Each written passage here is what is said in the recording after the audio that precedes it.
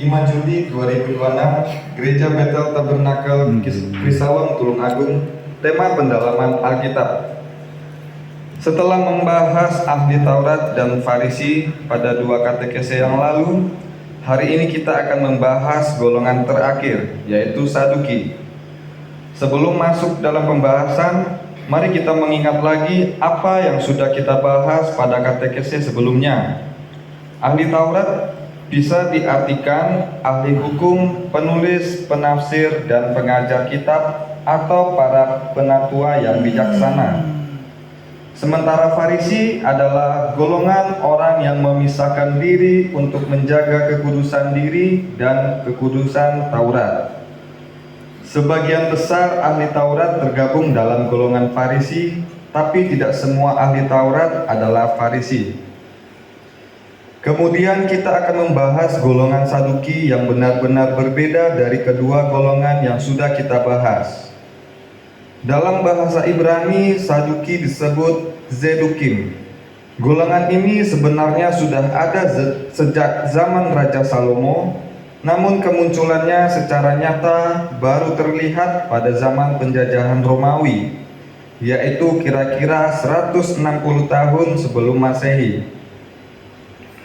Nama Saduki diambil dari nama seorang imam besar Yahudi yang bernama Zadok, yang menjabat sebagai imam besar sejak zaman Raja Daud sampai Raja Salomo. Pada masa setelah kematian Imam Zadok, muncul golongan yang percaya bahwa imam besar yang sah seharusnya berasal dari keturunan Zadok. Golongan ini terdiri dari keluarga Imam Zadok dan para pendukungnya. Seiring perkembangan zaman, Saduki tidak lagi fokus pada agama, namun lebih berfokus pada kekuasaan, kekayaan, dan politik. Pada zaman penjajahan Roma, kaum Saduki menerima budaya Yunani dan mendekati pemerintahan Roma untuk mempertahankan kekuasaan mereka. Kaum Saduki terdiri dari para bangsawan, politikus, dan orang-orang kaya. Berbeda dengan Farisi, Saduki bukanlah seorang ahli dalam Taurat dan mereka tidak terlalu menguasai pengetahuan keagamaan. Karena kekuasaannya yang besar, kaum Saduki memiliki kekuatan besar untuk menguasai bait Allah. Bila dipersamakan dengan zaman kita, Saduki itu seperti pengusaha kaya dengan latar belakang politikus yang membuka gereja untuk mencari keuntungan dan kekuatan politik. Jadi orang-orang Saduki menjabat sebagai imam, namun tidak memiliki pengetahuan dan kesungguhan hati seorang imam. Saduki hanya percaya pada Taurat Musa, yaitu Kejadian, Keluaran, Imamat, Bilangan, dan Ulangan. Mereka tidak percaya adanya Taurat lisan yang dijaga oleh Farisi. Saduki tidak percaya akan kehidupan setelah kematian jasmani, tidak percaya adanya kebangkitan badan dan hidup kekal. Saduki lebih menitikberatkan kehidupan sekarang dan tidak percaya akhirat. Ibadah mereka terpusat pada persembahan korban di bait Allah, sebab hal itu dilihat banyak orang. Saduki suka berdoa di tempat ramai orang supaya banyak yang melihat. Kejengkelan pertama para Saduki pada Tuhan Yesus adalah ketika Tuhan mengusir pedagang-pedagang dari bait Allah. Padahal itu merupakan bisnis para Saduki untuk mempersewakan lapak-lapak di area bait.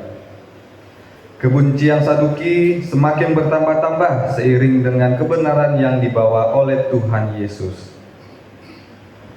Saduki yang tidak percaya kebangkitan badan pernah mencobai Tuhan Yesus dengan pertanyaan, bila seorang wanita ditinggal mati oleh suaminya, kemudian menikah lagi sampai ia memiliki 7 suami, Saduki bertanya pada Tuhan, saat kebangkitan badan, siapa dari 7 laki-laki itu yang menjadi suaminya?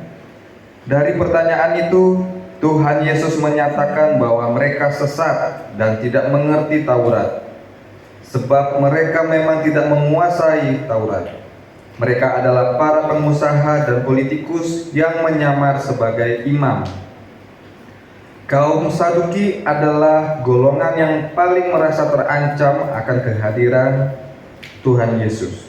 Mereka khawatir bila banyak orang percaya pada Tuhan, maka mereka akan kehilangan umat dan pengaruh kekuasaan. Oleh sebab itu, golongan yang paling berperan besar dalam penangkapan dan penyaliban Tuhan adalah golongan Saduki. Mahkamah agama dikuasai oleh Saduki. Mereka juga memiliki koneksi kuat dengan pemerintahan Roma. Oleh sebab itu, mereka bisa membuat bangsa Romawi menyalibkan Tuhan, sekalipun menurut pengadilan Yesus tidak didapati kesalahan atau pelanggaran. Kaum Saduki menghilang pada tahun 7 Masehi setelah kehancuran Bait Allah. Dengan hancurnya Bait Allah, hancur juga kekuasaan mereka. Sejak saat itulah kaum Saduki tidak ada lagi, sementara para Farisi bertahan dengan pengajaran mereka. Setelah kehancuran Bait Allah, agama Yahudi yang sebelumnya berpusat pada peribadatan di Bait Allah berubah menjadi agama rabbinik yang berpusat pada guru-guru besar. Oleh sebab itu, kaum Farisi masih melestarikan sampai sekarang.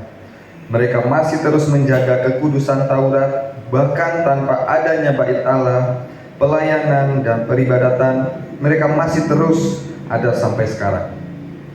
Berdoalah saudara-saudari supaya Tuhan kita Yesus Kristus melindungi gerejanya dari orang-orang yang serupa dengan kaum Saduki.